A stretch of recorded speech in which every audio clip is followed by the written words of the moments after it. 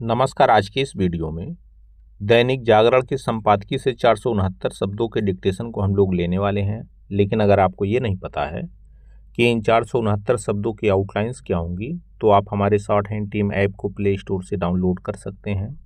App पर इस पूरे आर्टिकल को शॉर्ट हैंड यानी संकेत लिपि में ट्रांसलेट करके आपको दिया जाता है। और अगर आपको इस डिक्टेशन की PDF की ज़रूरत है तो PDF भी आपको ऐप पर ही मिलेगा। लिंक इसी वीडियो के ठीक नीचे डिस्क्रिप्शन बॉक्स में आपको ऐप का मिल जाएगा। इस डिक्टेशन को हम 3 अलग अलग स्पीड में लेंगे। पहली बार में 70 की स्पीड में, दूसरी बार में 80 की स्पीड में, तो तीसरी और आखिरी बार में इसी डिक्टेशन को हम लोग 90 की स्पीड में लेने वाले हैं। तो 70 की स्पीड में आपका डिक्टेशन स्टार्ट होगा 5 सेकंड के बाद। तब तक के लिए आप रेडी रहें।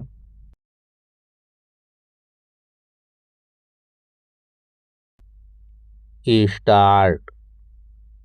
अमेरिकी राष्ट्रपति ट्रंप ने ईरान के बिजली और ऊर्जा ठिकानों को तबाह करने की धमकी देने के बाद पहले जिस तरह 5 दिन तक इन ठिकानों पर हमले टालने की घोषणा की और अब कहा कि कुछ और दिन की मोहलत दे रहे हैं, उससे यही लगता है कि वे समझौते के मूड में आ गए हैं।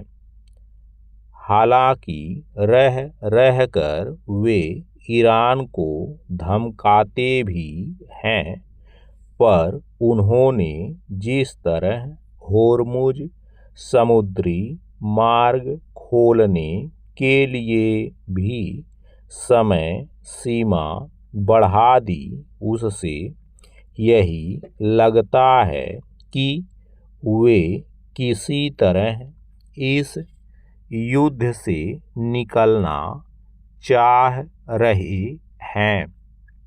उनके ऐसे संकेतों के बाद भी यह कहना कठिन है कि अमेरिका, इजरायल और ईरान के बीच छिड़ा युद्ध थम जाएगा। इसका कारण यह है कि ईरान बिना इस भरोसे अपने कदम पीछे खींचने के लिए तैयार नहीं कि उस पर फिर हमला नहीं किया जाएगा। जिस तरह ईरान अमेरिका की युद्ध विराम संबंधी शर्तें मानने के लिए तैयार नहीं हो सकता, वैसे ही अमेरिका और इजरायल के लिए भी उसकी शर्तें मानना संभव नहीं। वास्तव में इसी कारण युद्ध थमता नहीं दिख रहा है। जहां इजरायल ईरान को निशाना बनाने में लगा हुआ है, वहीं ईरान उस पर हमले करने के साथ ही अपने पड़ोसी देशों पर मिसाइलें दाग रहा है। यह स्वाभाविक ही है कि इससे इन देशों का धैर्य जवाब दे रहा है। ये देश इसलिए अधिक परेशान हैं कि ईरान उनके नागरिक और ऊर्जा ठिकानों को भी निशाना बना रहा है। पैरा। यदि खाड़ी के देशों ने ईरान पर जवाबी हमले करने शुरू किए तो युद्ध एक नए मोड़ पर पहुंच जाएगा। निसंदेह ऐसा ना तो ट्रंप चाहेंगे और ना ही विश्व के अन्य देश, क्योंकि ऊर्जा संकट कम होने का नाम नहीं ले रहा है। इसकी चपेट में भारत समेत अन्य एशियाई देश ही नहीं, यूरोप और अमेरिका भी आ गए हैं।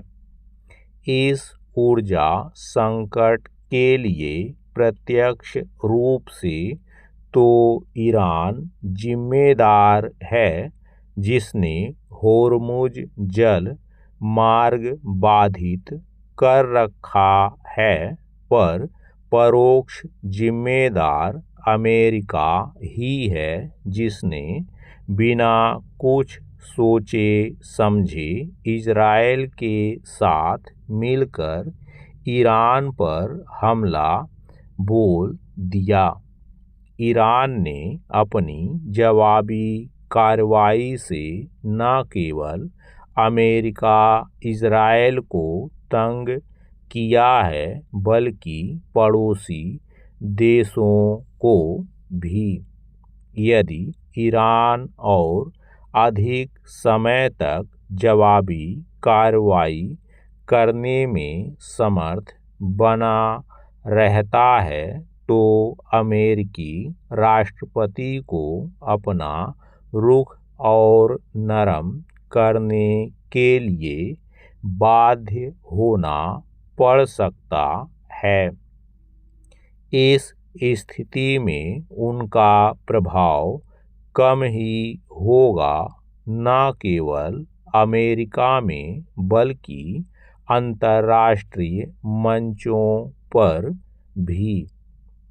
ध्यान रहे कि विश्वव्यापी ऊर्जा संकट के लिए वही जिम्मेदार माने जा रहे हैं और घरेलू स्तर पर भी उनका विरोध बढ़ रहा है।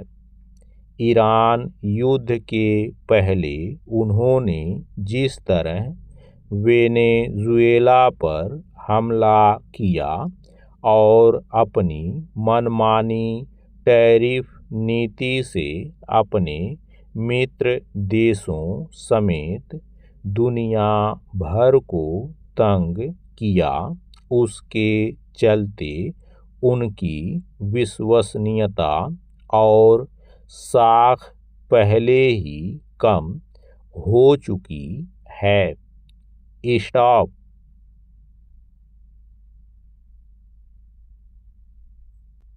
दोस्तों, इसी डिक्टेशन को दूसरी बार में हम लोग 80 की स्पीड में लेंगे और आपका समय स्टार्ट होगा 5 सेकंड के बाद।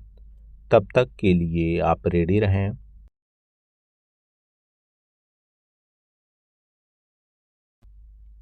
स्टार्ट।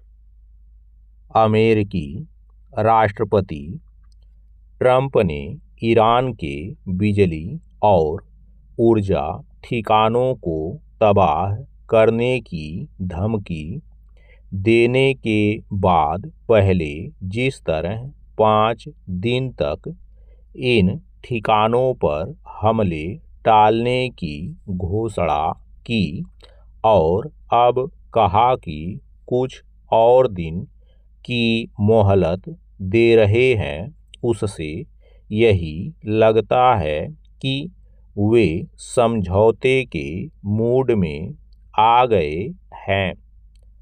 हालांकि रह रहकर वे ईरान को धमकाते भी हैं, पर उन्होंने जिस तरह होर्मुज समुद्री मार्ग खोलने के लिए भी समय सीमा बढ़ा दी, उससे यही लगता है कि वे किसी तरह इस युद्ध से निकलना चाह रहे हैं। उनके ऐसे संकेतों के बाद भी यह कहना कठिन है कि अमेरिका, इजराइल और ईरान के बीच छिड़ा युद्ध थम जाएगा। इसका कारण यह है कि ईरान बिना इस भरोसे अपने कदम पीछे खींचने के लिए तैयार नहीं कि उस पर फिर हमला नहीं किया जाएगा।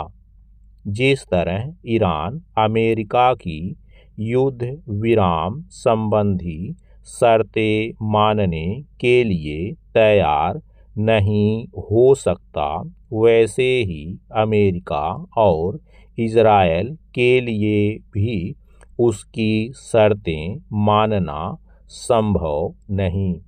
वास्तव में इसी कारण युद्ध थमता नहीं दिख रहा है। जहां इजरायल ईरान को निशाना बनाने में लगा हुआ है, वहीं ईरान उस पर हमले करने के साथ ही अपने पड़ोसी देशों पर मिसाइलें दाग रहा है। यह स्वाभाविक ही है कि इससे इन देशों का धैर्य जवाब दे रहा है। ये देश इसलिए अधिक परेशान हैं कि ईरान उनके नागरिक और ऊर्जा ठिकानों को भी निशाना बना रहा है। पैरा यदि खाड़ी के देशों ने ईरान पर जवाबी हमले करने शुरू किए तो युद्ध एक नए मोड़ पर पहुंच जाएगा।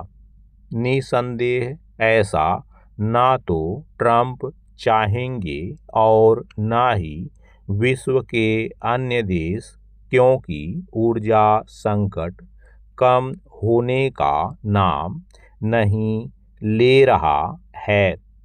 इसकी चपेट में भारत समेत अन्य एशियाई देश ही नहीं, यूरोप और अमेरिका भी आ गए हैं। इस ऊर्जा संकट के लिए प्रत्यक्ष रूप से तो ईरान जिम्मेदार है, जिसने होर्मुज जल मार्ग बाधित कर रखा है, पर परोक्ष जिम्मेदार अमेरिका ही है, जिसने बिना कुछ सोचे समझे इजरायल के साथ मिलकर ईरान पर हमला बोल दिया। ईरान ने अपनी जवाबी कार्रवाई से न केवल अमेरिका इजरायल को तंग किया है, बल्कि पड़ोसी देशों को भी।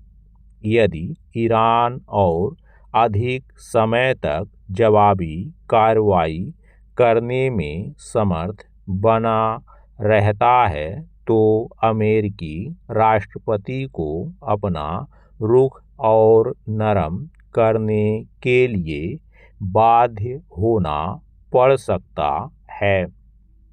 इस स्थिति में उनका प्रभाव कम ही होगा, न केवल अमेरिका में बल्कि अंतर्राष्ट्रीय मंचों पर भी।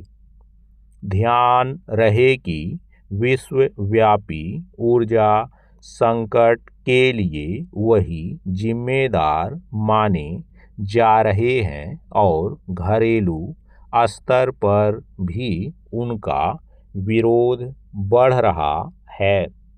ईरान युद्ध के पहले उन्होंने जिस तरह वेनेजुएला पर हमला किया और अपनी मनमानी टैरिफ नीति से अपने मित्र देशों समेत दुनिया भर को तंग किया, उसके चलते उनकी विश्वसनीयता और साख पहले ही कम हो चुकी है। स्टॉप।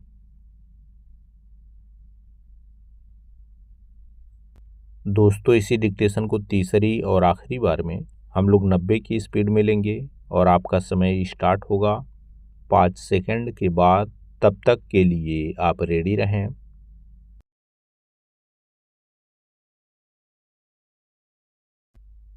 स्टार्ट। अमेरिकी राष्ट्रपति ट्रंप ने ईरान के बिजली और ऊर्जा ठिकानों को तबाह करने की धमकी देने के बाद पहले जिस तरह 5 दिन तक इन ठिकानों पर हमले टालने की घोषणा की और अब कहा कि कुछ और दिन की मोहलत दे रहे हैं, उससे यही लगता है कि वे समझौते के मूड में आ गए हैं। हालांकि रह रहकर वे ईरान को धमकाते भी हैं, पर उन्होंने जिस तरह होर्मुज समुद्री मार्ग खोलने के लिए भी समय सीमा बढ़ा दी, उससे यही लगता है कि वे किसी तरह इस युद्ध से निकलना चाह रहे हैं।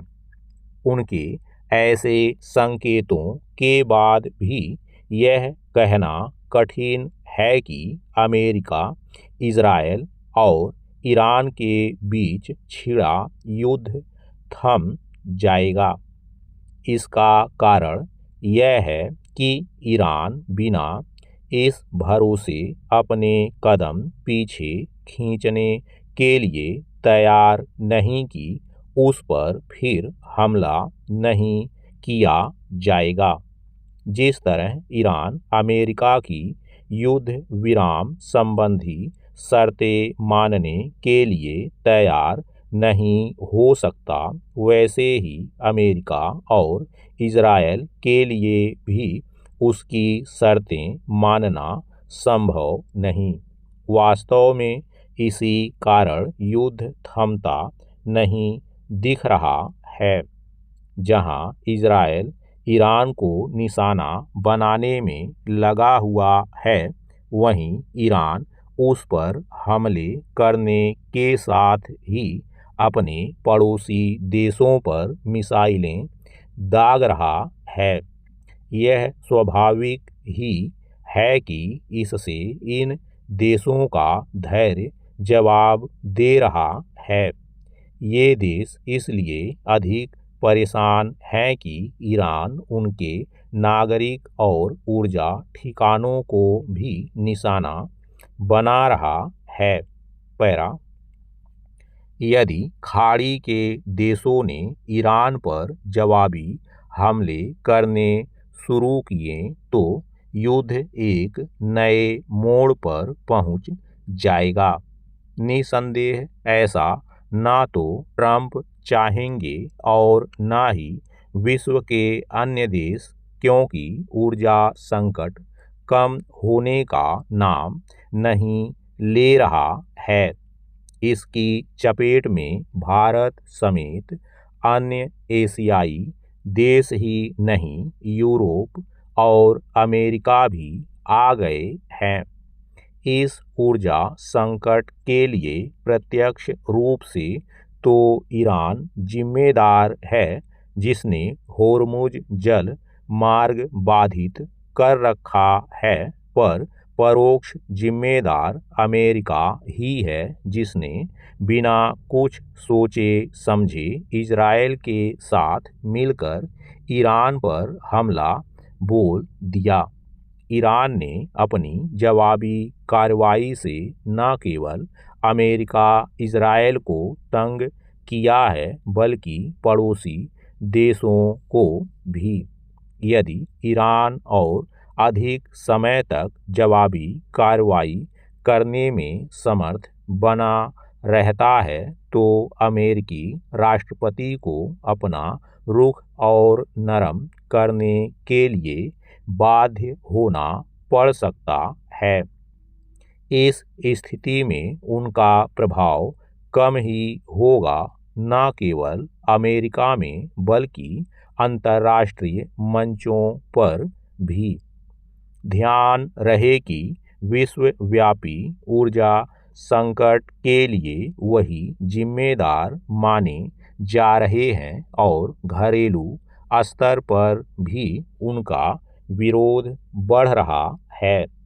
ईरान युद्ध के पहले उन्होंने जिस तरह वेनेजुएला पर हमला किया और अपनी मनमानी टैरिफ नीति से अपने मित्र देशों समेत दुनिया भर को तंग किया, उसके चलते उनकी विश्वसनीयता और साख पहले ही कम हो चुकी है।